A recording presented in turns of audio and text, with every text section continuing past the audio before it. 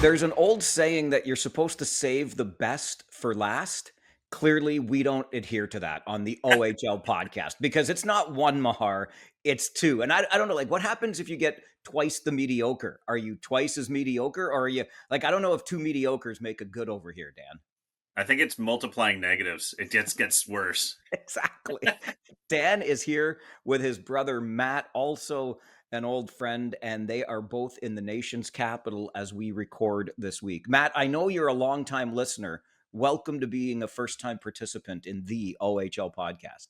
I am honored to be here, Mike. You know, I've been a fan of yours since grade 11, so I'm it doesn't glad get you any brought better. that up. I'm glad you brought that up because you remember that editorial I wrote about the Denver Broncos that you nixed from the student newspaper at St. Jerome's High School, right? You said, no, Farwell, I'm not running that.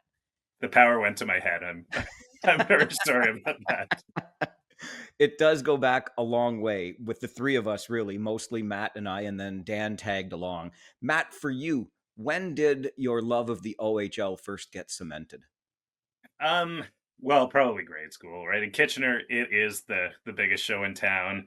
I think the biggest. I remember the headlines. I was young, but 1982, the Memorial Cup headline, the biggest headline that I'd ever seen in the Kitchener record. So yeah, 82, 84. Even though 84 wasn't quite as satisfying, started then, kind of carried on. You think back on those days too, and Dan and I have talked about this over our time on this podcast.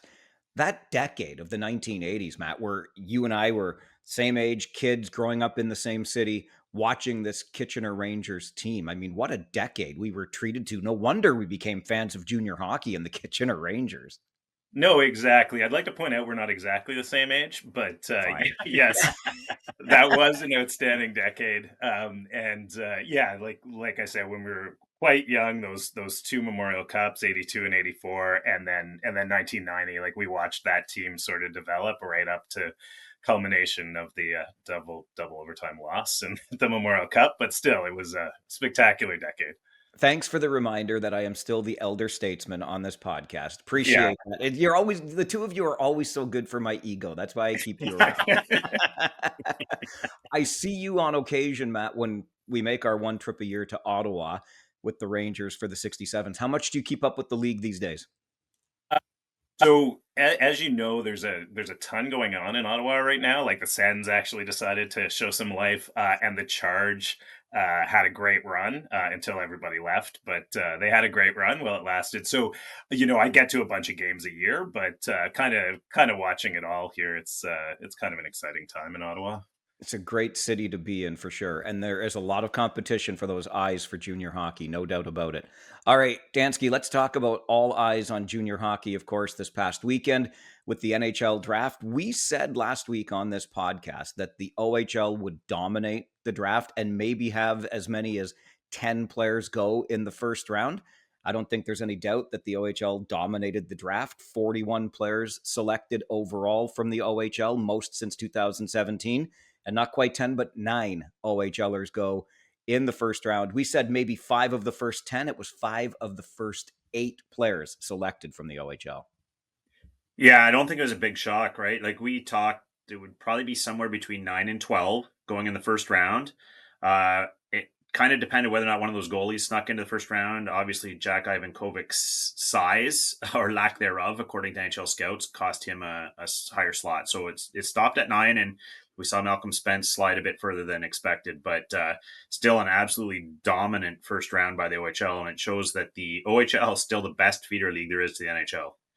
That story of Matthew Schaefer and going first overall was something else. And the other story that really stood out to me was Brady Martin, the farm boy from Elmira here in the region of Waterloo in a township named Woolwich, stayed home to do chorin instead of going to LA for the draft. And they had a great watch party with a big screen TV hoisted up on a tractor. Incredible stuff.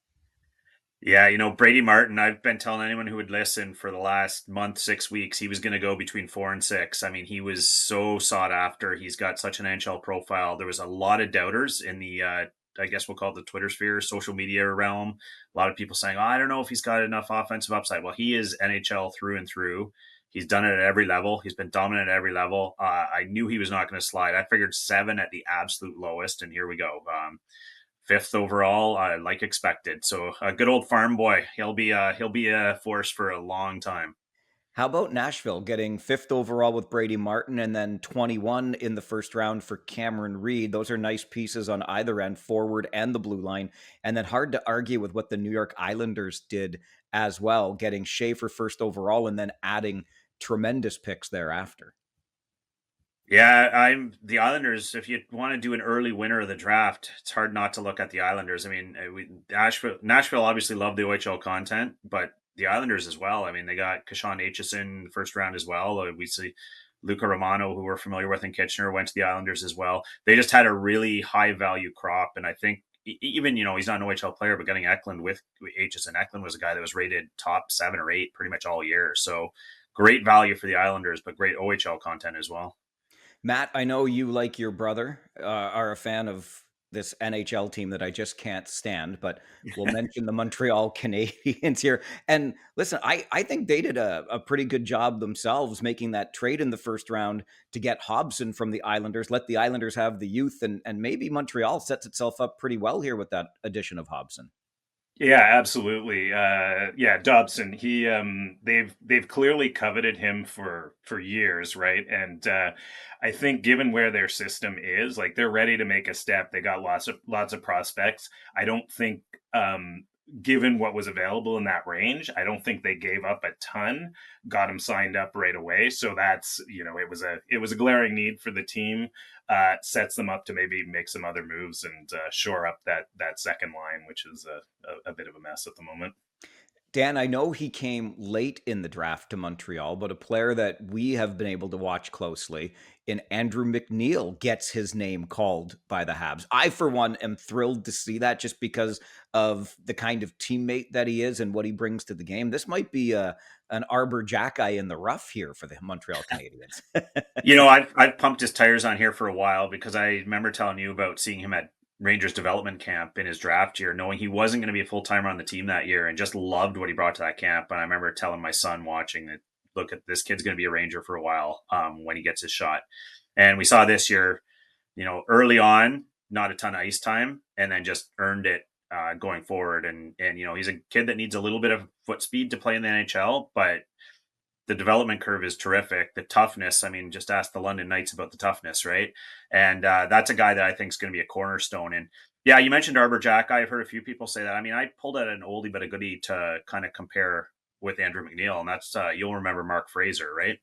Great Kind of example. remember, it reminds me a bit of him in every way in terms of the curve and what he brings to the table. So there might be, that tough bottom pairing future for Andrew McNeil, but I love that guy. The London Knights and toughness will factor into this episode of the OHL podcast just a little later.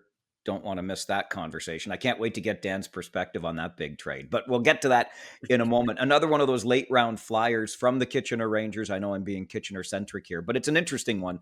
Matthew Lachar gets taken in the 7th round by the Toronto Maple Leafs. Consider what 7th rounders are. This is the time you look for a bargain bin player or you take a flyer on somebody, but maybe, just maybe, if it's one thing you can say about the Leafs draft, it's that they looked for size, and they certainly got some of that and physicality in Lachar. Yeah, and well, you're right. In the 7th round, you're looking for something that you need in your lineup or in your system, right? And I know I saw an awful lot of criticism of, well, why would you waste a pick on a guy like a 4th line tough guy from the OHL and yada yada.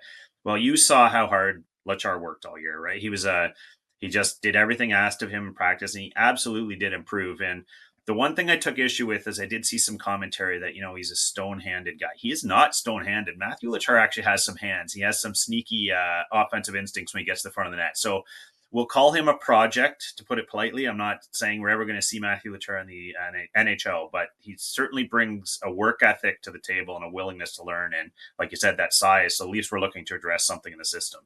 That willingness to learn really stands out to me too. Very coachable player. He always wants to get better. If you tell him to do something, he's going to go out there and follow through. And good point on the hands. I mean, it was a shootout, I'll grant you, but anybody that saw that 15 round 30 player shootout in the Sioux last season between Kitchener and the Greyhounds, you saw Lachar score a hell of a goal in that one. So Before we wrap up on the draft, anything really jump out at you as a surprise that you saw this year, Dan?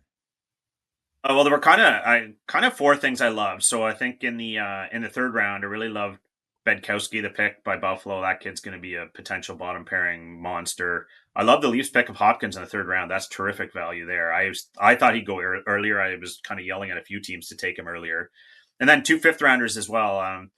Quinn Beauchene, I think, was a great value pick for Pittsburgh in the fifth round. That guy had some setbacks injury wise and otherwise in Guelph, but I think he brings a lot more value than fifth round. And then Owen Griffin going late in the fifth round. I mean, leading goal scorer in the OHL playoffs. I think there's a whole lot of value there for Columbus in a late fifth round pick. So those were the four that stood out to me as really good value picks from the OHL.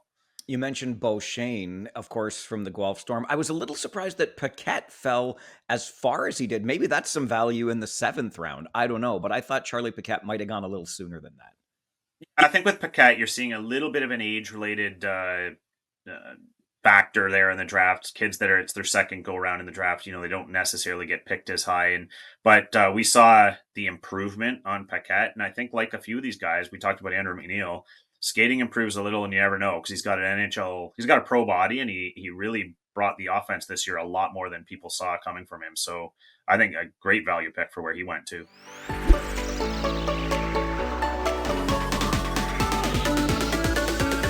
One other note, and it's connected to the draft. It's draft rights as reported by College Hockey Insider. And basically for CHL players now, drafted at 18, you'll be under control for 4 years. If you drafted at 19, it's 3 years. If you're drafted at 20, it's 2 years. Currently, when you're drafted, NHL teams, drafted from the CHL, that is, NHL teams have 2 years to sign you or back into the pool you go. What do you make of this change, Dan? Well, I think it evens the playing field a little bit. And I think when you look at the Lachars and McNeils and Pekats and the guys you just referenced, that's one of the things we're seeing already that's a difference because previously, when you got to those depth rounds, teams would shy away from CHLers knowing they only had 2 years to decide on them. So if it's all things being equal, they go to the NCAA or somewhere else to find a player they had the rights to longer. So we're already seeing the impact of that with more CHLers being in those flyer rounds, the fifth, sixth, seventh.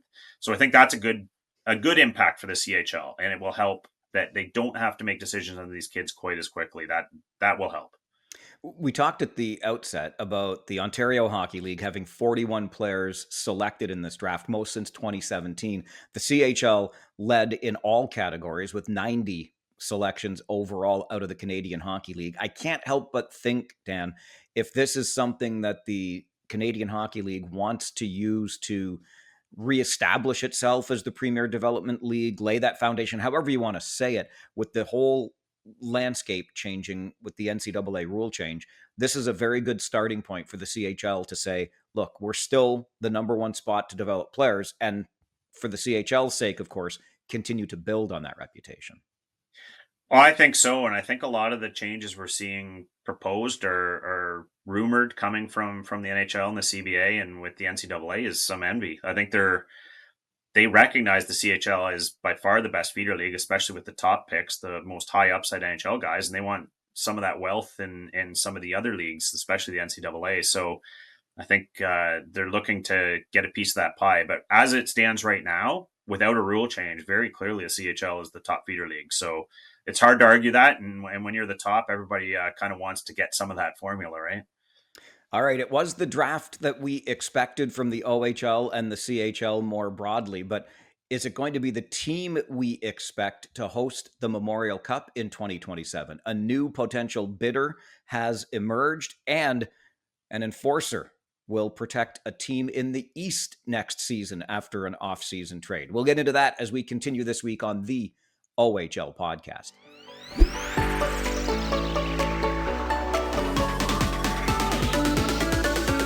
The Mahar brothers, Dan and his older brother, Matt, but not as old as me, joining us from Ottawa on this week's episode of the OHL podcast. Matt, you talked earlier about that decade in the 80s as a Kitchener Rangers fan when your junior hockey fandom was really cemented, and you made reference to that Memorial Cup in 1990, Kitchener, Oshawa in Hamilton. Did you get to any of the games that year?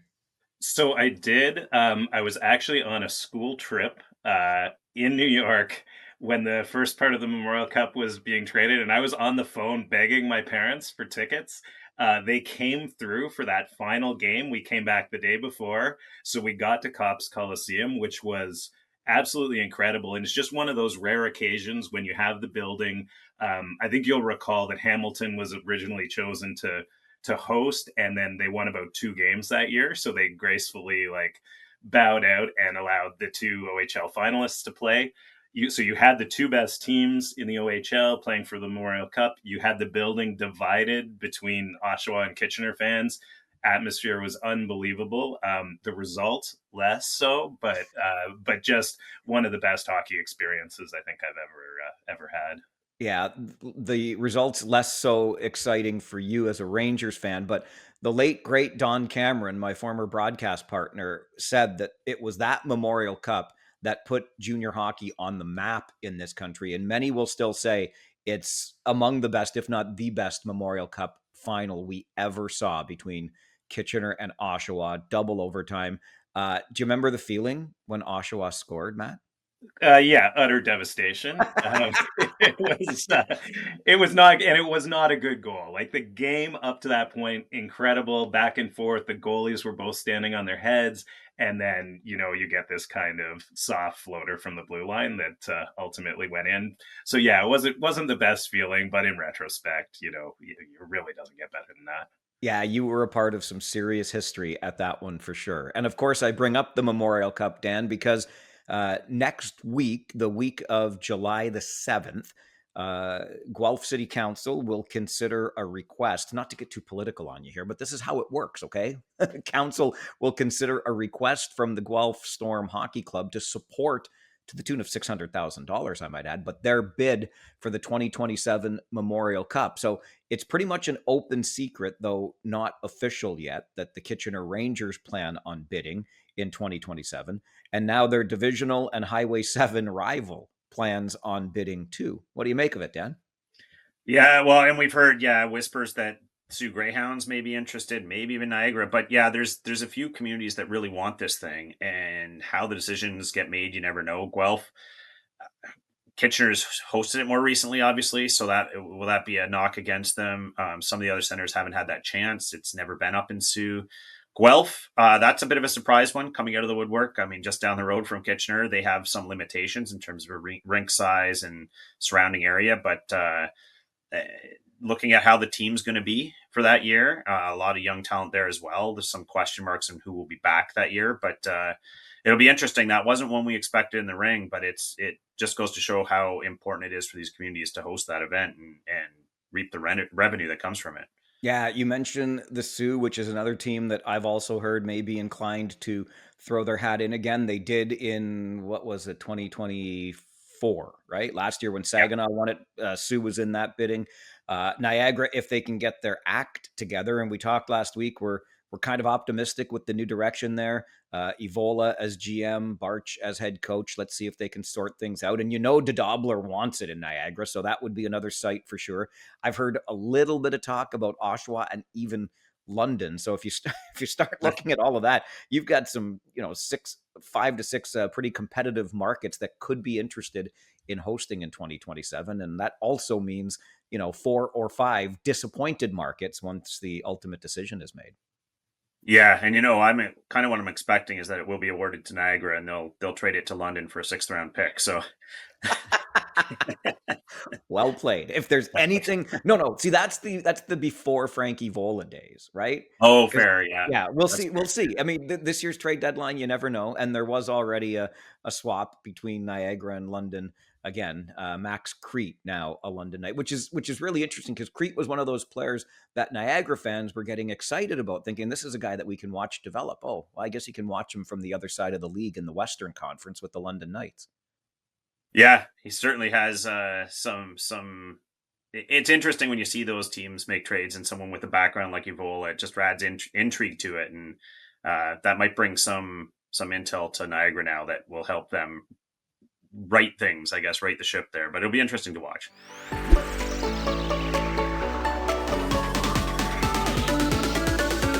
Speaking of trades, the London Knights did make a trade, and This one actually surprised me because the London Knights are about as loyal to their players as their players are to Dale Hunter's system on the ice. But uh, Ryder Bolton, after back-to-back OHL championships and the Memorial Cup this past season, gets traded across the league into the Eastern Conference and becomes a Brantford Bulldog for a seventh round pick in return. What do you make of this one, Dan?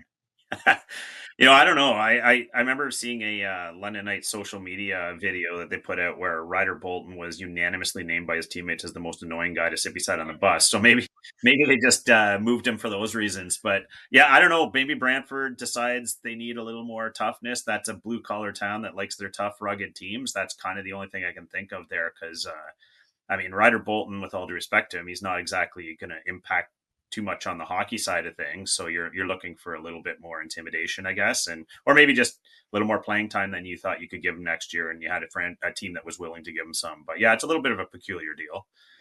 Maybe I'm just trying too hard here, but it really fascinates me, this deal, because again, with London's loyalty, you don't expect to see a player like that moved. And I heard some of the commentary around, really? Like he's worth a seventh rounder? But here's the thing I'll always remind you of. He's worth whatever another team is willing to pay. And you touched on it a little bit, Dan, when you say maybe Brantford, that blue collar team, wanted a little more physicality. I'll take you back to the playoff series between Oshawa and Brantford. And you know what? Did I say Hamilton a moment ago? I think I did. I'm sorry about that. Anyway, uh, you go back to that playoff series, and I think the Gens kind of had their way a little bit with the Bulldogs. And the Nick Lardis injury, it just goes on from there. I think that the Brantford Bulldogs, a team that we know has high hopes and expectations for the season ahead, wanted to make sure they had every box checked even as the season begins. So this one actually makes abundant sense for me from Brantford's perspective. A seventh rounder is what it is. And what I'm even more curious about now is to see how Bolton plays the game in a different system with a different organization. It's going to be really interesting. Like more than two shifts a game? Is that what you're Well, suggesting? honestly, you remember, like, he and his brother hold the Yeah. dubious distinction of being the only siblings thrown out of Memorial Cup games in back-to-back seasons. And you're right, we kind of joked about it. And I don't mean to pick, I'm not trying to pick on the kid, but this whole intimidation factor. How intimidating can you be when you jaw at people in warm-up and get yourself a suspension when they know you're not likely to see the ice in the game? So yeah, like what does he end up playing? I don't know.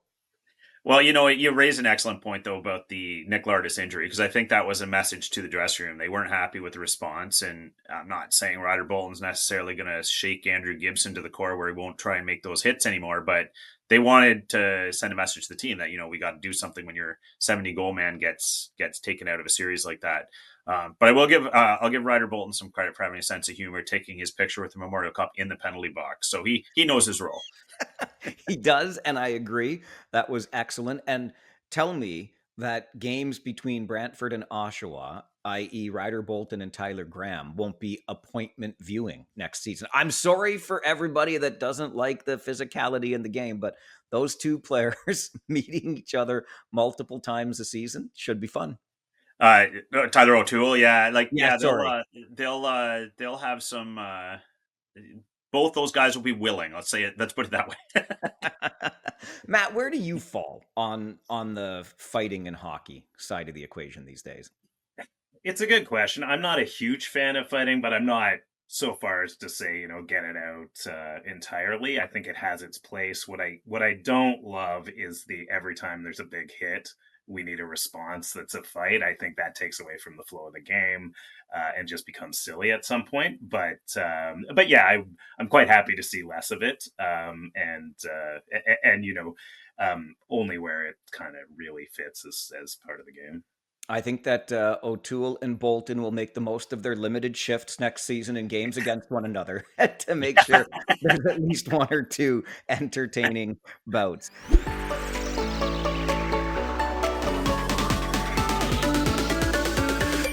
Okay, one more thing I wanted to touch on before we call it a season here on the OHL podcast, and this is benefit of having Matt based in Ottawa. I know you talked earlier, Matt, about all the different things going on, which is great. In such a big city, there should be competition for eyes on sports. But we also know that Ottawa is one of those franchises in the Ontario Hockey League that is in the process of getting itself a new arena. What's it like right now? I think Lansdowne Place is what we call the area where the rink currently is. But what's it like right now getting to a game, taking in a 67s game, and what hope is there for what the new building will bring?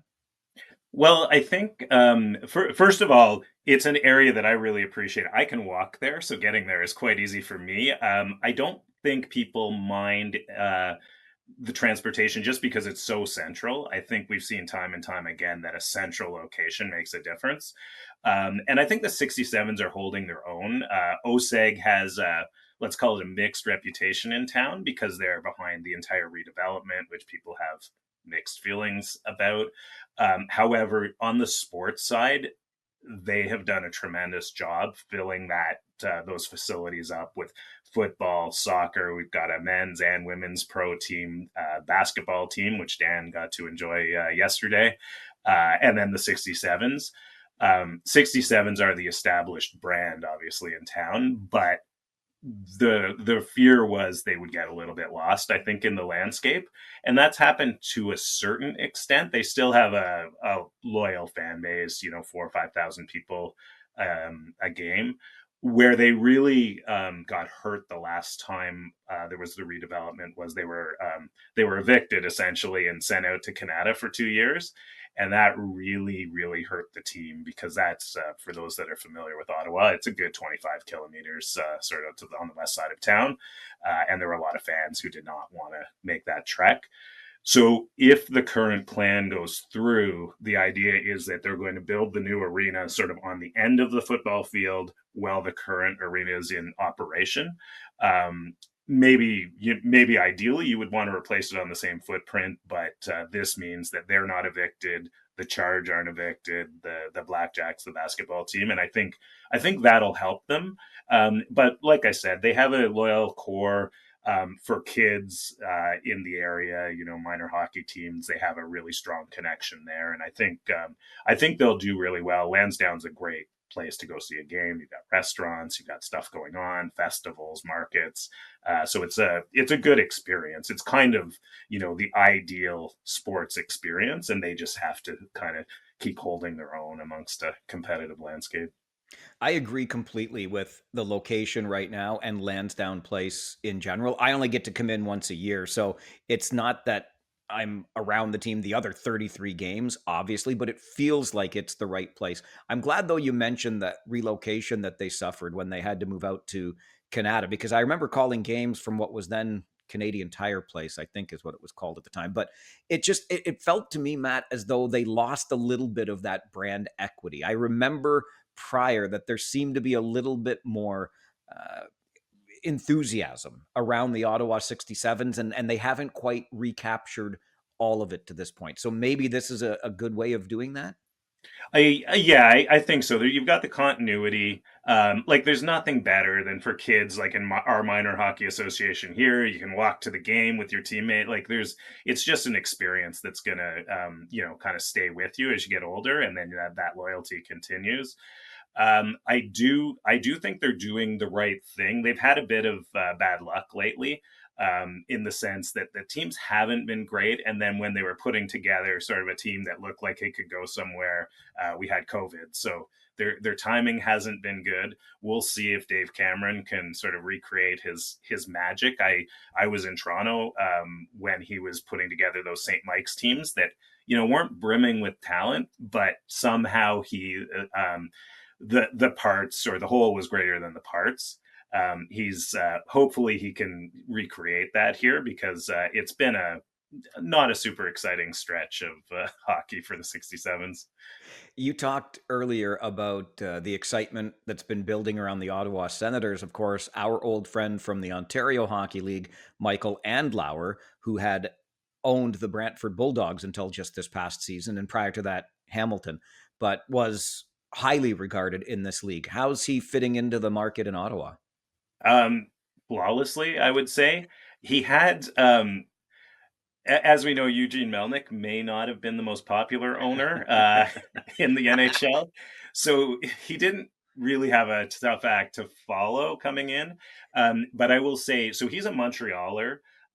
He was born in Montreal, speaks French, came in and did that, which is nice. So he, right off the bat, he was speaking to fans in Eastern Ottawa and Gatineau, kind of bringing fans in who had the tendency of still sticking with the Habs, which isn't a bad tendency, but will for the local market, obviously that helps. He's bought a house not far from here. He's living here full time. And I think it's more than having a grace period. He's really impressed some people. Obviously, the proof will be in the pudding, whether he can get the arena built downtown at LeBreton Flats. That's essential if you're going to pay $1 billion for a franchise. It's clearly with the idea that you're getting that new downtown arena. Sounds like negotiations are progressing, but it's a slow process, and ultimately that'll be the test of his ownership, whether he can get that done. As a Leafs fan, I don't like that the other Ontario team is in this state right now, but I got all the time in the world for Michael Andlauer. That's for sure, having gotten to know him a bit in our league. And that reminds me, Dan, the new group, I'm forgetting, OVG, I think it is. Anyway, in Hamilton, with First Ontario Center or whatever the heck it's going to be called now, the former Cops Coliseum. But they say pro hockey is going to be there in 26, 27, an American Hockey League franchise likely to be there. I was kind of hoping that the Baby Sens would relocate out of Belleville, go down to Hamilton, and then we could reopen the OHL to Belleville as a market. It doesn't sound like that's just wishful thinking on my part. All the rumblings out there are that the Islanders Farm Club from Bridgeport is going to be the team that moves in. But ultimately, pro hockey comes back to Hamilton in some way, shape, or form. Well, as it should, right? It belongs there. And, I like the logic you had with Belleville. That just makes too much sense for two leagues. Although I guess if the Islanders franchise relocates there, a lot of these OHLers won't have far to go to log their AHL minutes, right? After That's a good point. So, yeah, either way, as long as Hamilton gets a team back, it's probably a good thing. The two of you have roots in the Quinte region, at least the family does. I know that you'd love to see Belleville back on the OHL circuit, both of you. Yeah. Yeah, no, 100%. I do think, the Sens setup is much better than it was in Binghamton, where you had a, whatever it was, 4-hour drive plus a border to bring somebody up. Belleville's better, but to me, Belleville's an OHL city. It's got the history. I think the Baby Sens are working fine there. They've renovated the arena, though, and it would be a nice spot to see an OHL team. So yeah, wouldn't be sad if that was the case. I'm just not sure where the Baby Sens go if they do that. But yeah, that jersey behind you, Mike, that has to come back. I love it. The Belleville Bulls on one side, the Cornwall Royals, another franchise I want to see come back on the other side. And just to curry favor with our Pennsylvania listeners, I got my Pittsburgh Steelers golf shirt on today. Also, so that I can be teased about another sports team that I follow. I got the Leafs on one hand. The jokes just write themselves. And now for my football team, I have a geriatric quarterback for next season. Like everything's coming up roses in pro sports for Farwell these days. It's great. At least he's a great guy. You got that to fall back on. So yeah, right. The geriatric quarterback, tremendous human being. Yeah, of course. Looking so forward to watching him, start foundations and help children with special needs in the Pittsburgh area season ahead. Honest to goodness. I want to go back real quick to the roots the two of you have in Quinte region, or at least the family, because Rick is your cousin, the former captain of the St. Louis Blues. I saw Gary get celebrated by Gary Bettman at the NHL draft. The Gary Mahar, the comms guy. I was looking at him real close. There's no family relation there, is there? No, we got asked that a whole bunch over the weekend, and Matt was telling people he was our dad. But no. So the Quinte. So my dad grew up in Belleville, and all his brothers were pretty solid athletes. Some in the Belleville Hall of Fame, which is at the arena in the staircase. And Rick, of course, was probably the most celebrated of. So my dad's brother Al's family, Rick's Al's son, they were all extremely good athletes. To the point where the Black Sheep was like the captain of his AAA U18 team that won the Ontario Championships. He was the worst of the bunch. And then Rick, of course, went, athlete of the decade at Boston University, Selke Trophy winner in the NHL, all that. So, yeah, all our roots are kind of sporting roots are in Belleville. There's a lot of history there, but my dad, of course, left Belleville to come to Kitchener to teach. So that's why we ended up there. Yeah, and he left most of that hockey talent with him in Belleville. I would say the easiest way to tell a Mahar that's related to us is you check the tie, and if it stops about a foot above the belt, then that's someone who's related to us. If the tie is a normal length, then we probably have nothing to do with them. I did notice that Gary Mahar's tie was very appropriate at the draft. Very good. And seriously, Matt, you were telling people that Gary was your father. I mean, I was hoping for another Mahar listener on this episode of the podcast with both of you on, and now your poor dad. I'm going to have to deal with it down here in Kitchener when this episode drops. My dad can't figure out the tech to listen to this thing anyway. So Okay, one more note because we're talking about your family. The two of you, obviously, I wish I had such a relationship with my brother that we wanted to hang out, but you're spending some family time because it's the Canada Day weekend here in this part of the world. How do you celebrate Canada Day in the nation's capital, fellas? Well, we've basically by going to sporting events. We were at a basketball game. Basketball is not my sport, but as you can see from the shrine my son has built for himself in our basement, he likes basketball a lot. So we took him and Dan's son to the Blackjacks yesterday. We're going to watch some baseball today. The Titans, and then I think Dan is unfortunately leaving before the Red Blacks game on Sunday night. But yeah, that's it's a sporting weekend. yeah, And and his son, by the way, is a U Sports committed. He's going to play varsity at Bishops next year, so he's that's hence the basketball paraphernalia. it's amazing. I can't believe we're talking about that with your son already, Matt. Like, going to play varsity at Bishops next season blows my mind from the time I slept on that really rickety cot you threw me on when I stayed up with you in Ottawa one weekend. Yeah, I, we try and give you all the best. No, he's as much as I tried to discourage him from playing basketball, and to this day, I still think he was a better hockey player. Yeah, it seems to have worked out for him. So shows you what I know. a lot of people will go to Ottawa for Canada Day celebrations because it's an event in our nation's capital here, as I have done before. Matt, when you live there, does it just become old hat and you're like, get all these tourists out of our town? Oh, definitely not. No, it's a fun weekend. I think what it becomes is not a bad time to get out of town and do something else. But this year we've made it. We want to be here this year. It's a good year to celebrate Canada, and yeah, always fun to see the crowds. It's just it's a big celebration. Would recommend it to anybody.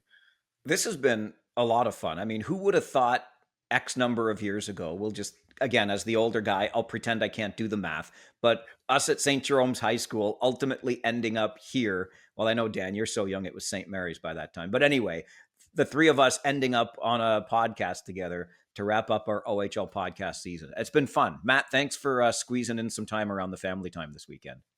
Thanks for having me. And Dan, you're good. Like, you're coming back next year, like for real? Because I don't think the ink has dried on the contract yet, but I can't do this by myself. You know that, right?